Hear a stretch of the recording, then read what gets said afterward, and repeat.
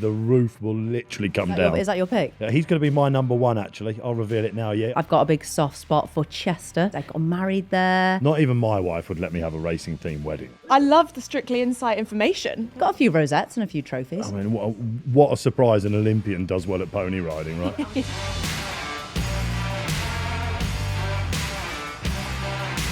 Hello and welcome to another episode of Joe's Jockeys and Jackpots in partnership with Boyle Sports. I'm Dave Orton, your host, and in this Grand National Week, we are joined by two very special experts. Again, in fact, the racing expert joins me back on the show. It's the rising media star Ella McNeil, and our racing fan this week, none other than Sam Quek.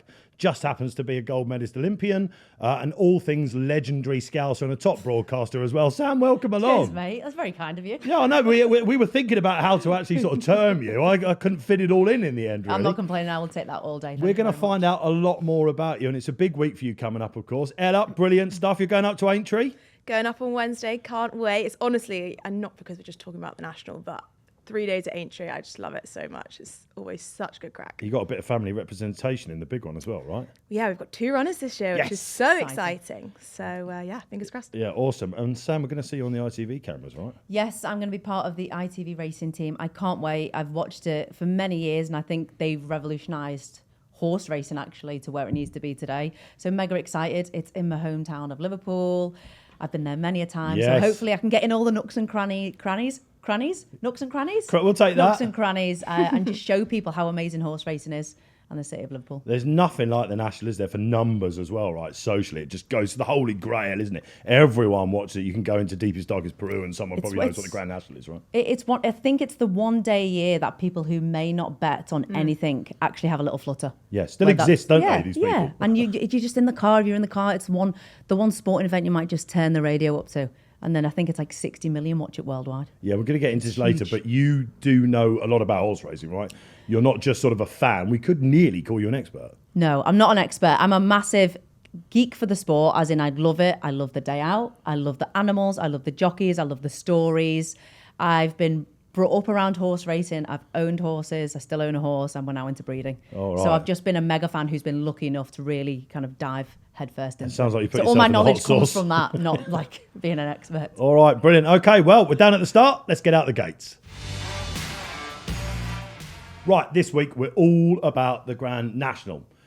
Ella, a lot of people picking the winner might be wanting to choose the grey horses, right? We always look for these, it's always a grey horse, isn't it? I don't know, your classics, I don't know, maybe in the films they're always grey, right? Or the Black Beauty or something like that. We've got quite a few of them this time. We've got Intense Raffles, the Irish National winner. We've got Vanillier, who caught a lot of people's attention, of course, at Cheltenham and the cross country. Can Do Kid, but to name but a few. Should we be going for a grey?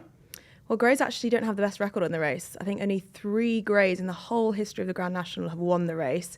But this year, I think they've got a very good hand. And I think, I wouldn't put you off as the Greys as your strategy for this year's Grand National. I think, the 3 of them have a lovely chance. You've already mentioned that this is the one race, Sam, where people just put a fiver on, I don't know, even 20p or something like that, right? You all just gather around the telly and watch it. How do you go about picking them? Well, when I'm in a hockey team or a football team, it's a sweepstake, innit? You just get what you're given. Kind of, there you go. There's your Sam for your quid in. And then it can be anything from numbers. I think I text my husband this morning because my daughter was saying I'm the top chief, and I think there's what is it? Senior chief. Senior chief. So I just text him saying that's Molly's. There you go. She's done. Perfect. My dogs. When we had dogs, I used to put treats on all of the horses. Blindfold them and run them into a room. That's a new one. Tons and tons of ways for the Grand National. But there's still the head and heart decision for me. Yeah, all right. Because, it could be anything, can't it? Silks, like you say, name, colour of the horse, jockey, all that sort of stuff. Maybe, I don't know, let's talk about some of the British horses because this has become something of an Irish race. It has, yeah. The Irish have, as they have for the last couple of years, really strong hand this year. And I looked last year, and I think the first 5 in the finishers were Irish horses. Kitty's Light was the one that was rooting for the British. But the British have a decent hand this year, but I think the Irish will still come out on top. You've got 1 British, 1 Irish. Dad's got 3 under through 5 and 3 card brag. They're both 3s, obviously. I know. What are the chances? Yeah, what are the chances? So yeah, 2 runners this year, which is so exciting. We've only ever had 2 runners in the race over Dad's 20-year history of owning horses. That's so insane, to isn't have it? 2 in the race this year is incredible. And 3 Braggs just got in by the skin of his teeth. And 3 Under 3.5 is actually the last horse that we own 100% of. So we changed our strategy about 10 years ago to own all the horses in partnership with friends. Because Dad loves the sort of occasion, doesn't he? Yeah, Loves to get exactly. people It involved. makes it, more fun that you can bring a group of people to the races. So 3 Under's the last horse that we own 100% outright, and is actually named after my grandfather, who was an average pro golfer but led the British Open 3 Under through 5. I remember this now. I spoke to so your dad cool. about that. Yeah. An average pro golfer. No, That's right. he led the British Open 3 Under through 5, and then Yeah. after the 5th hole, it all went downhill. So we won't talk about that. Oh, he's made some headlines, Yeah. daily headlines. Yeah, that's right. He's obviously Paul Nicholls, and you've got Can Do Kid the Grey in there as well. I mentioned some trainers there, Sam. Mm-hmm. In terms of trainers and jockeys, have you got any favourites? Yeah, I love Nicky Henderson. Everything he's about, I love his interviews, and I'm a massive advocate for having like stars of the sport, the people who make you buy into horses or journeys or stories. I would love him to win the national, because obviously that's pretty much the only trophy missing from his cabinet. Lucinda Russell, I've got a massive fangirl crush on, and she actually parks up every time she comes to Aintree. She literally like brings her motorhome, doesn't she? She's got a camper van, Parks takes it, the dogs. takes the dogs, and I think Yeah. her dogs even got like their own pass. And every time I've interviewed her previously, she's just such a genuine, down-to-earth person. Yeah. So they're my top 2 trainers. She's won it twice. She has won it twice, Corrit yeah. Rambler and one for Arthur. Yeah, one for Arthur, Yeah, I know. Was that the first year you went? I think I read an article recently. Yeah, it where you said was. Yeah, because I couldn't Yeah. get to many nationals, because when you're playing for Team GB around that time of year, you're more often away playing in competitions. So yeah, that was the first one. Did you back him? No. No, because it's usually, if you back a winner, you tend to keep going back to Aintree. I watched it on Stag Do in Galway, funnily enough, and we did back him. Like 50 lads was saying, "Go on, Arthur," and all that sort of thing. It's a sort of race, isn't it? I think where you can do anything. It's changed a lot, the race, Ella, hasn't it? Yeah, it has. The actual conditions and the makeup of the race have slightly changed over the last couple of years. And I think it was definitely needed. A lot of people have, had their 2-piece about the changes. But I think in order for the race to modernise, changes had to happen. So obviously the fences are now smaller than they once were. They run slightly shorter distance. The start has changed to make the run-in from the start to the first fence longer, to give horses, more time to think about what they're doing.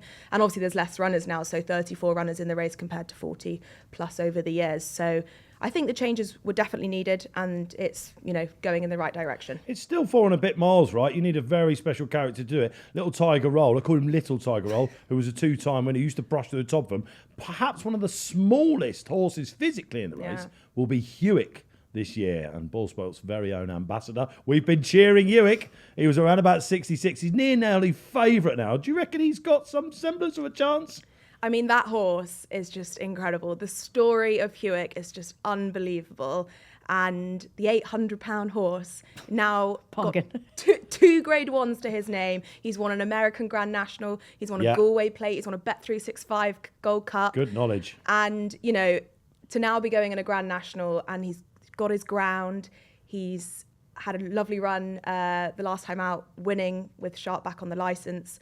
And it would just be the fairy tale story that I'll tell you what, we'd all Sam, love. you watch out for him when you're up there on Saturday, right? I think he's going to go massively close. I mean, the roof will literally come down. Is that your pick? Yeah, he's going to be my number 1, actually. I'll reveal it now, yeah. I've got him on top.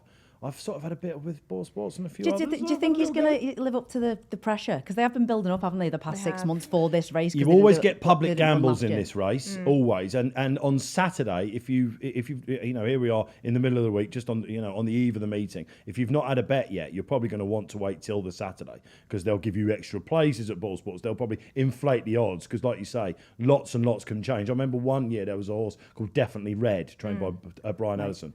Again. Didn't really have much of a chance, but because he's red, you see, all the Scousers have backed him into favouritism. Yeah, 100% always me. Definitely red. You can probably remember where he finished. Yeah, that and then ad hoc growing up, I think, over the years. Ad Because I played hoc, hockey. of course. My mum and dad were like, well, you can have I ad hoc. loved I was ad like, hoc. That was it's not Paul going to do Nicholls, wasn't it? anything. I absolutely loved him. Okay, of the Irish horses, and there are loads, who would you say to pick of them? Intense Raffles for me. One of the grey horses in the bunch, and he's been laid out for this race ever since he won the Irish Grand National last season. The only question mark for me is the ground. He, does prefer a bit of juice in the ground, and he's maybe not going to get that this year. Yep. And 7-year-olds actually have a terrible record in the race. Yeah, just who was it? Noble Yates. Noble Yates became in the first since the 2022. 40s, didn't he? Yeah. Bog Sky. I always reel out that stat around about this time this year. Yeah, other than that, in the 1940s, I don't know. With the race changing, I think the younger horses have got a bit more of a chance, actually. I agree, yeah. Yeah, all right. So Intense Raffles on top. And again, with that name, Intense Raffles, I think he's a great. I think he's going to probably go off favourite. It's not just a sporting spectacle, of course, ladies, is it? Of course, on the Fridays, Ladies' Day. How much of a fashion event is this, especially for the local region, Sam? It's huge. And I think the city of Liverpool have always been into looking good. And we are proud and we work hard during the week and we go out. And when we go out, we want to look good. We want to have nice hair, clothes, get the tan, get the nails done. And like you say, no more so than this weekend of horse racing. But it's about the social. And I think if you grow up in Liverpool around Merseyside, it's such an important day for families and friends to come together.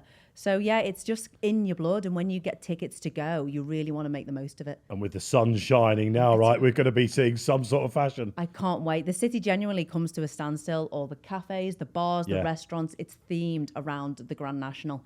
And it's just going to be buzzing. It's buzzing every single year. And I think we just love to welcome everyone and anyone from wherever you are to embrace the city and also to embrace the Grand National. And I feel that as not being obviously a local coming into Aintree, it's always so welcoming, and all the staff on the doors, the race makers, the bar staff always have such a smile on their face. And it's genuine. It's genuine because the passion for it. Yeah. You feel that they're so proud to be from Liverpool, and I just love that. I end up coming out with a bit of a Scouse twang whenever I go. which is not a good look for me. I always, wherever I go, I take on the accent by the end, but it is very infectious. Go on. Yeah. I don't know if you have to say "can I coke," don't you, or something like that. I mean, yeah, I can hear sniggering from the production team now. I mean, that was that bad, I think. But you're not drinking a can of Coke at the races. I'm definitely not drinking a can of Coke at the race. I think almost the biggest crack at the National for me is when you're coming out after the last race, you cannot get a taxi anywhere, and the nearest pub is it's sort of in the distance. It gets bigger and bigger and bigger as you walk to it, and the locals sort of adopt you on that walk, isn't it? You'll never walk alone. It's quite true there. I think I got drawn into that last year with my girls. You did. They've now made it like it's a pub, and they've now made the little car park at the side into like a marquee. You can't get a drink in there. It's that busy. It's brilliant. You can get a hot dog outside though. There's a little vendor. So sticking with the fashion, Ella. All right, we've just had Cheltenham, of course. Tweed everywhere. What's the differences? Cheltenham's quite countryside chic, I would say, which I love. And you have them all tonal colours, maybe your browns, your reds, your greens, which is great. And I think people lean into that, especially with Holland Cooper now becoming so popular. They've kind of brought that modern twist to the countryside look. But Aintree is just a different ball game. It is fun, it is bright, it is colour. And that's what I would say the main difference is honestly, you will not see a tweed jacket in sight at Aintree. It's all about the colour. Noted, and I feel like I've been educated a bit there as well. Okay, you've eked it out of me. I've got Hewick on top. Come on then, ladies. Sam, who wins the National? So I'll go back to my head and heart decision. My heart, again, my love for Nicky Henderson, I think, off the back of what was not his greatest Cheltenham. I think Sergino getting the bad news about him into the run-up, and then obviously John Bonn and Constitution Hill not getting the result that everyone expected. Yeah. I would love for him to come to Aintree with Highland and get rid of that duck. I want him to get his first national win. And in true Scouse, Liverpool fan fashion, at the end of a storm is a golden sky. So that's my heart. That's my romantic storyline, which I wish would happen, and it could happen. Yeah.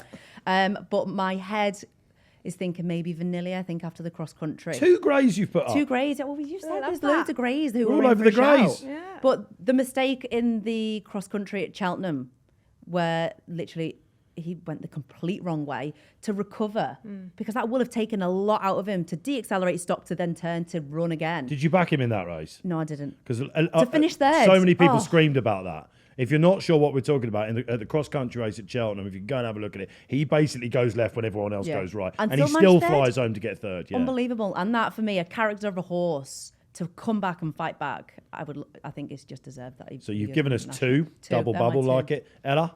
Well, I'm going to stick with Intense Raffles. Another grey. Yeah, another. So we've got the greys covered. So, yeah, all right, brilliant. Yeah, Intense Raffles would be my number one, but I've got to throw 3-Card Brag in there. The horse my family are involved with. He's right at the bottom of the weights. Yes. He just snuck in. Who rides? Sean Bowen rides. Champion jockey elect. Champion jockey elect. So Big booking. What's the inside knowledge then? What's Gordon saying about him? Well, obviously Gordon is is a genius of the national, and we were gonna run him last year, but we thought let's hold off for a year and wait till he's a bit year older, year stronger, because he's now an 8-year-old. Yeah. As we know, 7-year-olds have a terrible record in the race, and he jumps like a stag. He stays all day. He is unexposed over the longer trip, so that's the only question mark. But I think the longer trip will bring out improvement in him, and he won't mind the ground. And with Sean Bowen on board, anything could happen. All right, so you've That might be both for given us 250 each way. you've both given us 2 picks. I absolutely love it. Right, it's time for more questions now as we choose wisely. All right, time for us to put our racing expert Ella up against our racing fan Sam with our Choose Wisely segment. This is where you basically have your paddles, all right? So it's green for yes, easy, isn't it? Red for no, okay? And anything you say will be bundled into a special Jockeys and Jackpots bet, which you can get on the Ball Sports site, all right? So paddles at the ready, okay? Fast and furious we go. Will number 1, a British trained horse, finish in the first 3 in the Grand National? Yes, Sam, patriotic. Ella, no. Okay. Will the numbers from 1 to 15 classy horses on the race card, will they figure? No. What, you think it'll be the bottom weights? All right, fair enough. Will the winner win the race by 3 lengths or more? Remember I Am Maximus last year, street home. No. We're going for a classic finish. Yeah, all right, there's a lot of agreement going on. You're in synchronisation as well. I love it. We know the answer to this one already, girls. All right, will the grey horse finish in the first 3 in the National? That's a green. Will the winner have won on its most previous race? Have a 1 next to its name? No. No. I'm hoping that you're green on this next one. And the last question is, will Hewick finish in the first 6? Woo! Yes, Team Hewick all the way. All right, that gives us enough. Let's get it over to the brains at Ball Sports. They can bundle up those predictions and see what odds you can get on the site. So the brains of Ball Sports have come back to us and said Ella's predictions can be backed at the special price on your screen now. And Sam's predictions are on offer at the price on your screen right now. So go and take a look at the ballsports.com website and on the app. And remember, please gamble responsibly. Sam Quek, into the saddle you metaphorically go. Okay, so this is where Sam Quek does actually get in the saddle, metaphorically, don't worry about it. Some famous bums have been on that saddle, all right? Okay, so you're joining an illustrious line. And I imagine you have ridden before, right? I have done. I was really fortunate because my mum's best mate had a few horses. So we used to go down on a Tuesday and Thursday, jump on, and then I started competing, a little bit of showing. Ponies. Ponies, where you like braid the manes and the tails and you walk them around and show them. And then when I got a bit older, started doing a bit of jumping. But like nothing massive, just like the cross where the poles are on the floor and then up to the first rung. But I started playing hockey when I kind of got towards 12, 13. So I had to put horse riding on the back burner. Got a few rosettes and a few trophies, which I still keep now. What a surprise an Olympian does well at pony riding. Right? I was too heavy and too tall to become a jockey. Oh, absolutely. You're singing from the same hymn sheet here. Okay, so aside from Aintree, what are your favourite race courses? I've got a big soft spot for Chester. So I've been a member there, an annual badge member there for many years. I got married there. Yeah, I read about that. We take the kids there. It's about 20 minutes down the road from ours. And then Haydock is also quite local. I mean, hang on. Not even my wife would let me have a racing themed wedding, right? Should we talk about your wedding now? Let's fast track this question, which is waiting for us. Ella, you might want to learn some tips here. I don't know. Maybe it's coming. Yeah, there's no ring on my finger yet, but I'm happy to hear any tips. It came about because we were annual badge members and we used to go pretty much every Friday evening because you don't have kids. You live the life of Riley. If you're not working, you can just trot down to the course. We'd go on Saturdays with groups of friends, family members. And I remember one day we were engaged at the time thinking, I really want to get married on the perfect lawn. And the sun was shining. I thought, there we go. The Chester Parade Ring is the perfect lawn. Tom was like, you can't be serious. You're never going to get it. So off the back of the Olympics, winning the gold medal, they named a race after me. They knew we were very local. I became an ambassador of the course. So I managed to get away with the permission. 4 days out from the wedding, the bank holiday forecast comes out and it's like dark blues, yellows, greens on the map. So there was no way we were going to get onto that perfect lawn. So my husband, being the great husband he is, he managed to somehow get a big piece of AstroTurf as the aisle and came up with a makeshift lawn inside one of the hospitality you had to marquees. find grass Yes, at a race we did. course. Yeah. We really did, but it was the best day. We had silks as our tables themes. We made different stories from our past into horse names, so like Tenerife throw-ups and A Night in Paris, all these different horse names. This is real, right? Yeah, It almost sounds like... We had like race cards made as our invites. We had everyone with like little, what they call badges with strings on. We went to town. Full racing theme. I Full love it. racing theme. And would you believe there have been some people out there questioning Sam's love for racing? I can't stand it. Which is pretty insane, isn't it? Was it easier for you to go racing before you were a known personality? It's still the same similar experience. Like I still walk around with like drinks and, you know, shouting for my horse, but you can't get up to what you might have done before. But no, I still enjoy it. A good day out. I'll still walk around. You mentioned your husband Tom. You've owned horses together, right? Yeah, stepped that's into right. the breeding world you mentioned earlier. Yeah, so it just happened that when Tom and I started dating, we both realised we had a love for horse racing and a passion for it. My granddad was massively into his horses, which then bled into my uncle, who also had horses at Manor House Stables in Malpas with Michael Owen and Hugo Palmer. Which, Tom Ellen, Dascom you at the know all time. about, right? You've got, every time I look on my socials at the moment, you're interviewing Michael Owen. Yeah, I interviewed him last week, and what a nice guy. So lovely and great that he's been, gotten so involved with racing to have a football legend like him get involved with racing is fantastic. Yeah, so he's good, and he's been brilliant. And then Hugo, since he's been on board. So I remember rocking up to the stables with Tom, and it was for our syndicate, the naming of the syndicate. And across the other side of the room was my uncle, and I was like, oh my God, Tom, what are you doing here? No. And it was just a very small world, and where two worlds collided, where we both had the same passion. And since getting married, we've had a number of syndicates, and then we finally got to a place where my husband, myself, and my mother-in-law, Jane, owned a horse outright, Stenton Glider. I remember her. And she was an absolute star, but she got injured at the end of last season. So we retired her, she fractured her hock, and she's now in foal. Did she run in the Classic? Yeah, she ran in the Guineas. She did, didn't she? 13, yeah. It was like her first season. She was late. She ran in the September, which is the back end of the flat season. And she beat Prepence, who was out of Juddmonte. Yeah. So all of a sudden, like everyone was like, "Who is this Stenton Glider?" And then there was a break, and we took her to then Dubai for a bit of warm weather training and I'd call that as an athlete. She did well there. She placed in a group race there. Was that your idea to go to Dubai? No, I haven't got a clue. I didn't know that was an option. Warm weather training, like for horses, and then obviously Hugo talked to like. It makes sense, doesn't it? Yeah, it makes sense. So she did brilliant. She ran in the Fred Darling, which then qualified her for the Guineas, which I missed because I was hosting Eurovision. Oh, devastated. Priorities. Yeah, right. But it's been the most incredible journey, and we just couldn't have really predicted where Stenton Glider has taken us, and it's going to be such an exciting year ahead as well because she's in full with. Again, I'm a massive fan, and I'm learning as I go. She has got no never sperm. in which her, which is now progressing into a foal. So the next year is going to be mega exciting. She's due earlier next year. Yeah, they always say, don't they? Like even the jockeys and trainers, Ella, when they get into the breeding side of it, this is the holy grail for them. Yeah, and hats off to you for getting involved because it's not an easy ride. Like there's it's quite an expensive commitment, and there's lots can go right, lots can go wrong. So like hats off to you for getting involved. Honestly, like an absolute amateur to just learning as we go. So yeah, over excited. I think I'm a bit of a weirdo. I'd like to be there at Coolmore when the foal's due. But again, I know they can't predict it when the horse goes into labour. If you got married at Chester, I'm sure that Ballydoyle can get you in there for that day. I'm pretty sure that will happen. You mentioned the warm weather training. That makes me think, I guess, as an elite athlete, do you see any similarities between jockeys and, say, Olympians? Yeah, definitely. I think there is the commitment to the sport. You have to be organised, you have to be, all in, because ultimately that takes priority. Jockeys have to make weight. So as a hockey player, I never experienced that, but you can see the similarities with maybe boxers or judo or taekwondo athletes. But I really like looking at the horse as an athlete. And there's so many questions. And again, I don't know if they're stupid questions or they're just legitimate questions as an athlete, because the horse to me is an athlete. Like, why do they run at the crack of dawn when they're competing in the afternoon or late on in the early evening? It just, because if we had a tournament where we were playing at 9 o'clock at night, we would never train at 6 a.m.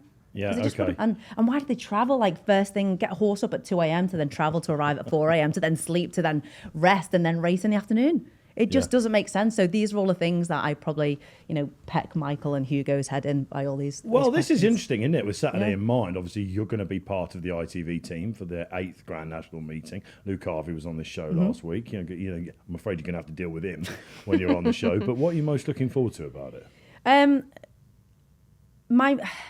I can't. Basically, first of all, it's in Liverpool.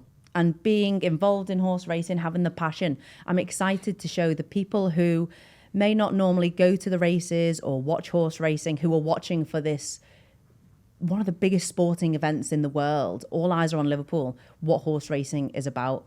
I think we have the purists who are the best fans of the sport. They know the weights, the trainers, the history of the horses, the form, which is brilliant. But you have to harness the group of people who may be new to the sport or are just going for the day out, for the food, for the social, to watch these amazing horses, the bravery of the jockeys. And you have to bring all of that together to make sure that horse racing, in my opinion, stays in the best possible limelight as it can. Because I've seen sports fall off kind of a cliff from success. Like, I can speak from a hockey point of view. We had 10 million people in an Olympic final watching us. We had waiting lists in junior sections, people coming back to the sport, but we stayed prioritizing the purest hockey fan. We sold out to the same people, to the same hockey fans. And if you look at hockey now, we can't get on terrestrial telly, we can't get on pay-per-view, and it's a sad state of affairs. They missed their moment. They missed their moment. And if you look now at darts, it's thriving. Luke Littler, we've got youngsters. I mean, I've seen some of your guys playing darts here in the break. And they've lent into this youth and the new generation of sport fans. Cricket did it with the 100. That's flourishing with youth. So it's really important to make sure that horse racing really does harness this new potential fan base of people who are going to watch and go to racing. Well, you're going to have a good go at that, of course. I hope so, yeah. So you've done a lot of programmes, haven't you? I'm a full-on signed up Strictly Come Dancing now, so Here we go. you are. And we got to watch you in that, of course, last year. If there's anyone in racing that you might think might be an absolute dab hand at it, I can think of a few, but what about Sam Quek? Oh, few. You'd have to look at the jockeys, wouldn't you? Yeah. Nimble, small. Right on Trainers their would just feet. be awful, Yeah. wouldn't they? I mean, imagine Paul Nichols having a go at that. What? I go Frankie Dettori. Yeah, okay. He's already got this. They love a signature move. He's got his flying dismount. They'd be able to get that in somewhere, jumping off some sort of kind of like, they call it the cake. If you're, this is like a Strictly exclusive. They call the steps the cake, right? Because everyone's talking about the cake, and I was like, what cake? And apparently it's the higher bit of the stage. Wow. So he could do that off the cake on the stage. Flying dismount off a cake. Yeah, off the cake. Frankie, if you're watching. So, and go on, Frankie. We can see it. Yeah. All right, brilliant. You've got children. Yes. What do you think racing could do to attract a younger audience in? There's a question. Yeah, so they've already been to Chester. We've already taken them down. They loved it. They always go for the horse, regardless of who it is, what it is, who's riding it, their age. So we've got 3 and 4 this year. And my son Zach loves Spider-Man, and he calls them the Spider-Man hoods. So the red hoods. He'll normally go for that horse. But they actually love just sitting at the parade ring and admiring the horses. My daughter actually cried at Chester when her horse didn't win. She's fiercely competitive. Whoa. So that's a massive learning curve, even at that younger age.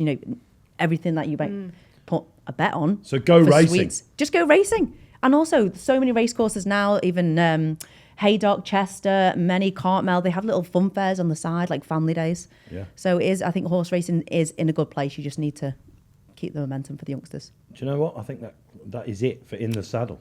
Oh, Did you thank enjoy you. that? I really enjoyed that, yeah. Yeah. I got the feeling you did, actually. Yeah. We were just sitting back and I listening was away. lovely. I was weren't we? having a great time. It was That's it, absolutely. I love the Strictly Insight information. The cake. The cake. cake. Frankie Dettori and a cake. Yeah. Something We've got to see it. There's a link you've never had before. All right, brilliant. Sam, it's been great to have you. Thanks for having Joe's me. It's been Jockeys and fun. Jackpots. Absolutely superb. Good luck at Aintree this week. Ella, you two will be cheering on Yeah. Dad's horses as well. Thanks. Great to have you back. All right, well, that's it for this episode. Do leave your comments below. It's been great to have you watching. That, at least for now, is it for Joe's Jockeys and Jackpots in partnership with Ball Sports. Thanks for watching.